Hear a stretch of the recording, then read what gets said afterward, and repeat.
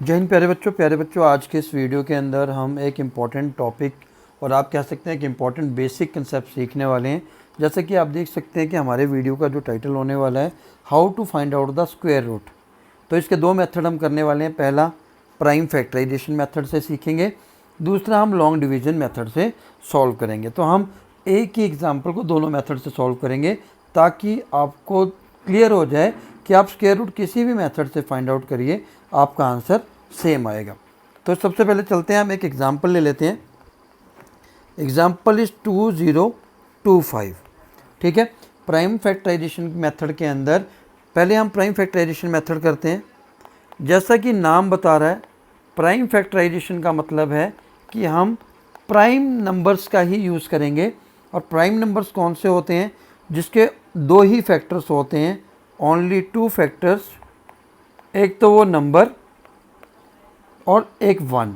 ठीक है, वन और नंबर इटसेल्फ।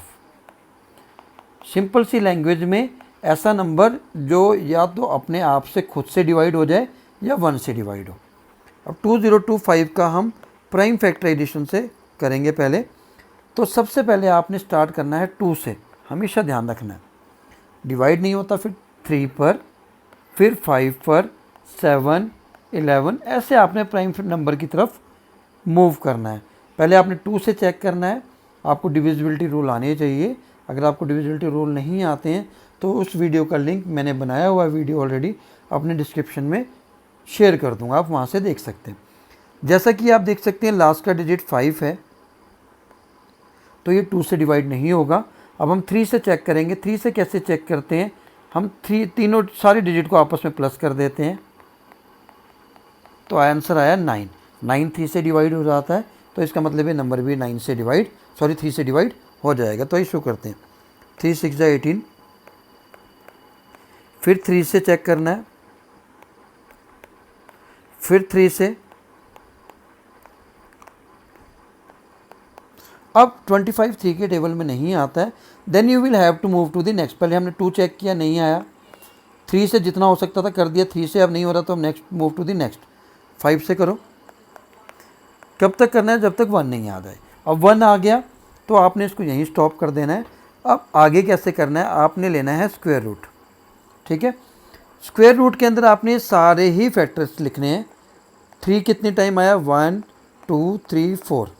1 2 3 4। और 5 कितने टाइम आया? 2 टाइम। अब आपने पेयर बनाने हैं। 3 का पेयर बन गया, क्योंकि स्क्वायर रूट है तो पेयर 2 के बनेंगे। क्यूब रूट होता तो पेयर 3 के बनते। सभी के पेयर बन गए, तो हर पेयर में से एक नंबर रूट से बाहर आ जाएगा। इस ग्रुप का एक 3 बाहर आ गया, नेक्स्ट वाले का एक 3 बाहर आ गया। पेयर बनने से स्क्वायर रूट हट जाता है। इस 5 वाले में से एक 5 आ गया।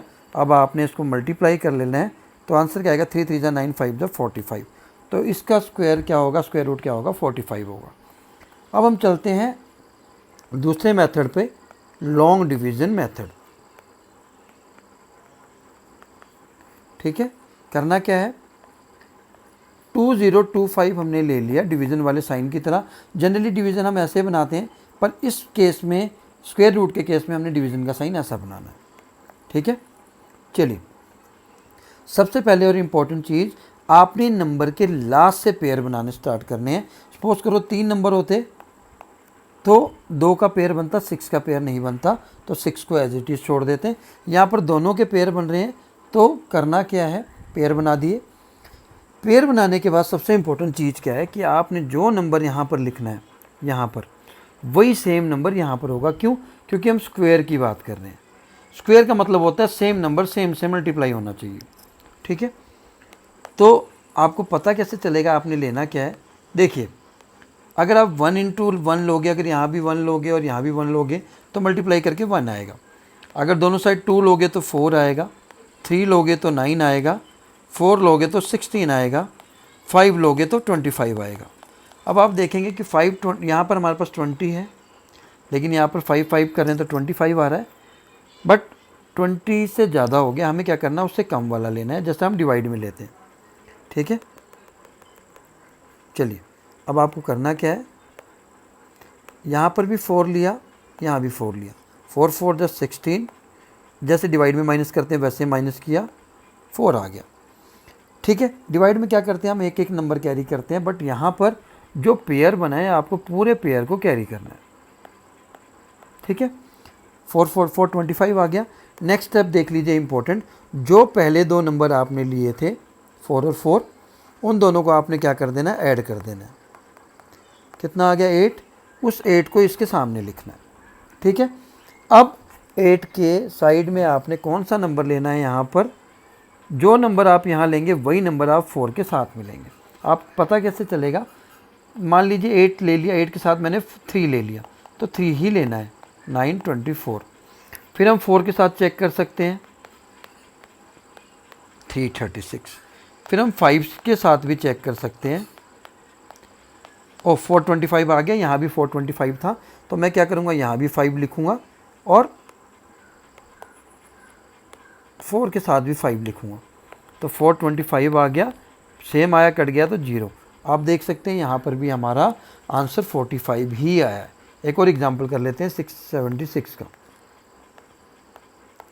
लास्ट से पेयर बनाया, 6 का पेयर नहीं बना, छोड़ देना है। फिर 1 1 जा 1 होता है, 2 2 जा 4 होता है, 3 3 जा 9 होता है। 9 ज़्यादा हो गया तो हम 2 2 जा 4 पे लेंगे। यहाँ भी 2, यहाँ भी 2, यहाँ लिया 4, माइनस कर देना, 2 आ गया। फिर मैंने कहा था पूरा पेयर कैरी करना है 76, 2 और 2 को आपस में प्लस कर देना, बचा 4। अब 4 के साथ जो नंबर यहाँ लेंगे वही 2 के साथ लेना है, तो 4 के साथ मैं मान लो 4 ले लेता हूँ, तो 176 आ रहा है। ठीक है, तो ऐसे करके आपने चेक करना है। 4 के साथ 6 ले लेता हूँ,